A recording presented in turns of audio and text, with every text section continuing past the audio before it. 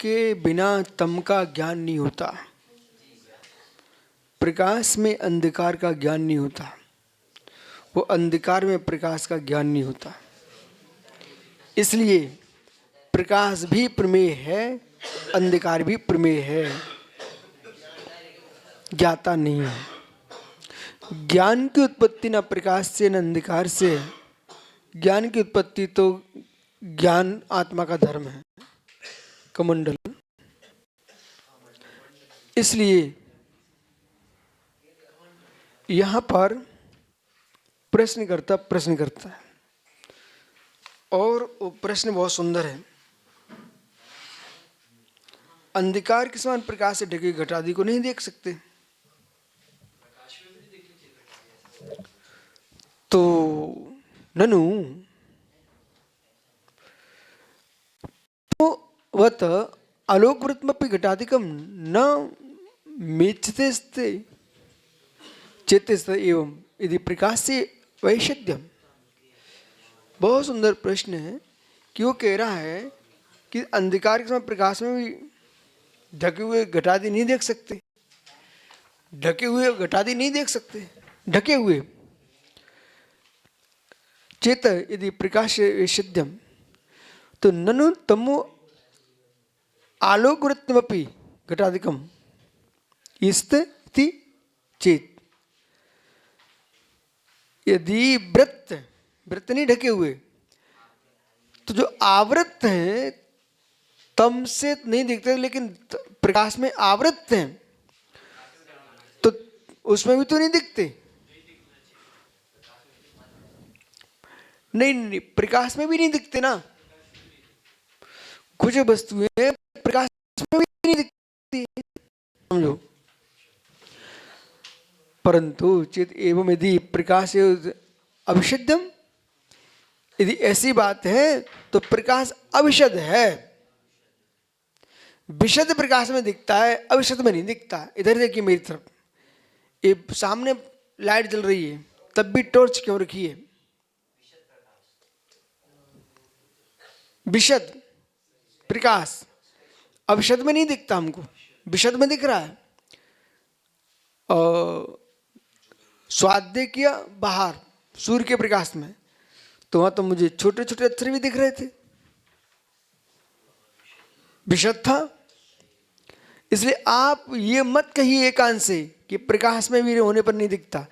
जिस वस्तु के लिए विशद प्रकाश से उसको विशद प्रकाश में दिखता है, अविशद प्रकाश में भी नहीं दिखता है। क्या इंडिकेटर में प्रकाश नहीं है? तो उसी इंडिकेटर के प्रकाश से पढ़ लीजिए आप, अविशद। बहुत बढ़िया। तो ज्ञान से वस्तु को जाना जाता है, तो ज्ञान से जाना जाता है, विशद ज्ञान से जाना जाता है, विशद। ये ठीक ना? विशदम प्रत्यक्षम, विशद यानी प्रत्यक्ष, निर्मल, स्वच्छ। अब वो विशदता कैसी? मति ज्ञान की विशदता, श्रुत ज्ञान की विशदता, अवधि मनापरी की विशेषता और कैवल्य ज्ञान की विशदता। तो कैवल्य जो ज्ञान की विशदता है, संपूर्ण दुर्गुण पर्यायों को युगपत जानना चाहते हो तो केवल ज्ञान की विशदता चाहिए। बराबर? ही विशद पांचों ज्ञान है, ठीक है ना? पांचों होने पर भी उसकी विशदता में अंतर है। सावरण ज्ञान विशद, निरावरण ज्ञान विशद। अब विशद की विशदता क्या है? प्रतीतांतर व्यवधानेन विशेषवत्या प्रतिभासनम वैशद्यम। तो जो अविशद ज्ञान है ना, परोक्ष ज्ञान, वो भी विशद है, स्वापेक्षा, ठीक है? तो प्रतीतांतर व्यवधानेन, तो अन्य प्रतीतांतर की अपेक्षा रखे बिना विशेष जो प्रतिभासित होता है उसका नाम वैशद्य है, ठीक है? परीक्षमक। ननु प्रश्न समझ में आ गया? परीक्षमक। अब परीक्षमक वही समझ पाएंगे जिनको आलापत्ति अच्छे से आती है। यस्सी द्रव्यस्य वैशद्यम अस्ति, जो द्रव्य विशद है, तेन आवृतस्य अपि नावृतस्य प्रख्यातमेव। जो वस्तु विशद है, सुनिए ना, वो आवृत अनावृत दोनों में स्फटिक स्फटिक अभ्रकाशवत। आइए, स्फटिक स्फटिक स्वच्छ है, उससे आवृत अनावृत कोई वस्तु हो तब भी दिखती है। आपने स्फटिक मणि को लिए करके एक पुष्प था, उसको ढक दिया, क्या रहस्य? स्फटिक मणि के बोले भैया पुष्प ढक दो, उसको ढक दिया, लेकिन स्फटिक को आपने पुष्प ढका है, लेकिन ढके होने पर भी पुष्प दिखता है। पुष्प दिखता है, क्यों? वो मणि विशद है। वहीं पर तुम काट के नीचे दबा देते,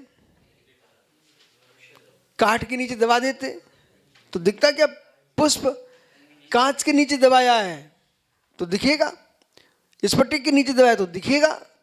इसी प्रकार से वो ये बहुत ध्यान से सुनिए, ध्यान से सुनिए इसको, ये बहुत गंभीर आनंद देने वाला विषय आ गया। तो जैसे स्फटिक मणि के नीचे दबा दो तब भी दिखता है, ऐसे केवली के ज्ञान में कितनी नीचे वस्तु कहीं भी दबी हो उन्हें दिखती है, विषदता है। समझ आया? ये सिद्ध हो रहा है इससे। काट के नीचे दबाओगे तो फूल नहीं दिखेगा आपको, ठीक है? ऐसे ही मति श्रुति ज्ञान यदि है, उसकी सीमा है, अपनी सीमा में वस्तु को जानता है। वही वस्तु यदि केवली भगवान है तो आप कहीं भी वस्तु को रख दो, उनको दिख रही है, दिख रही कि नहीं दिख रही? तो कोई यूं कहे अरे ढकी वस्तु कैसे दिख सकती है? अरे ढकी वस्तु ऐसे दिख सकती है जैसे स्फटिक मणि के नीचे दबाने पर तब भी दिखती है। क्यों? उसकी विशुद्धता है, स्वच्छता है। ऐसे केवल ज्ञानी की स्वच्छता है, विशुद्धता है, उनके ज्ञान में संपूर्ण द्रव्य झलकते हैं।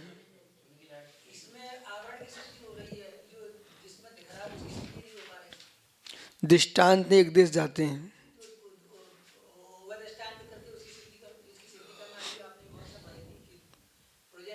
आपको बोध होना चाहिए या स्फटिक की विवक्षा है न कि काठ की।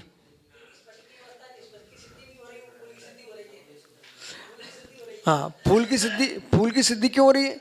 हम फूल को सिद्ध कर रहे हैं, आवृत है जिसके नीचे वो विशद है, इसलिए फूल दिख रहा है। ऐसे ही ज्ञान विशद है, वस्तु आवृत है। वस्तु आवृत है तो वस्तु से ज्ञान दिखे, ज्ञान देख लेगा, ठीक है ना? वे अनंत देव है, कर्मबद्ध है, प्रियबद्ध में अबद्ध को आनंद ले रहे हैं, प्रत्यक्ष।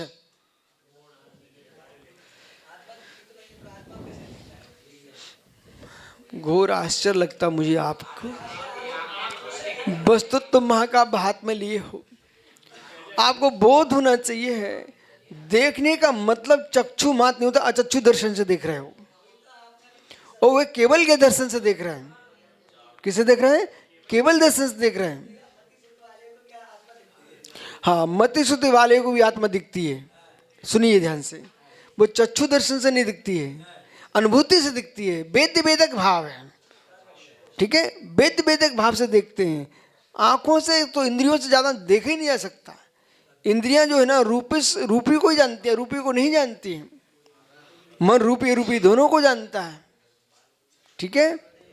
आइए, स्पर्श रस गंध वर्ण शब्दस्तर्था, स्पर्श रस गंध वर्ण शब्द ये इंद्रियों का विषय है, अरूपी इंद्रियों का विषय है ही नहीं है। और स्पर्श रस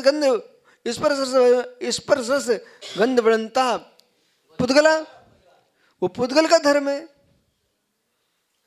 चलो भाई पंडित जी, प्रश्न नहीं करना, बहुत समय हो गया।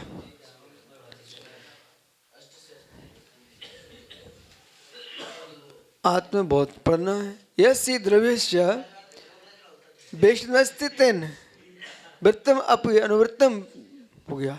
अतः लोक आलोक वृत्त प्रकाश के समान वृत्तमपि पश्यति, प्रकाश के समान वृत्त ढके को भी देखते, तस्य वैशद्यात्, क्यों? उसकी विशेषता होने से।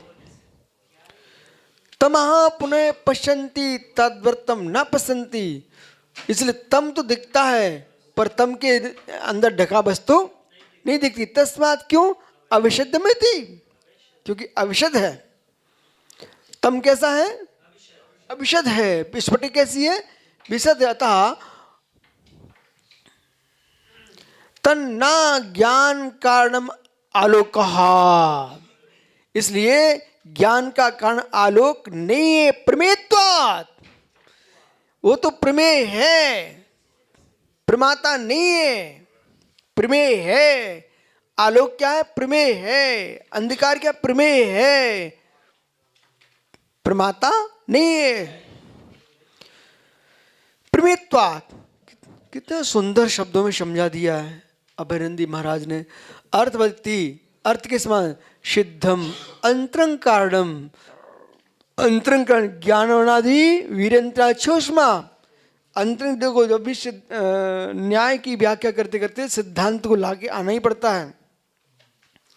ज्ञानवानी वीरंत्रा क्रम के 6 से वैरंग पुनः इंद्रिया अनिंद्रिय निरूपमिति, बाहिर में इंद्रिय अनिंद्रिय रूप, इस प्रकार समझना चाहिए। ठीक है, तो अंतरंग कारण में ज्ञान क्रम का 6 उपसम, बहिरंग कारण में इंद्रिय अनिंद्रिय।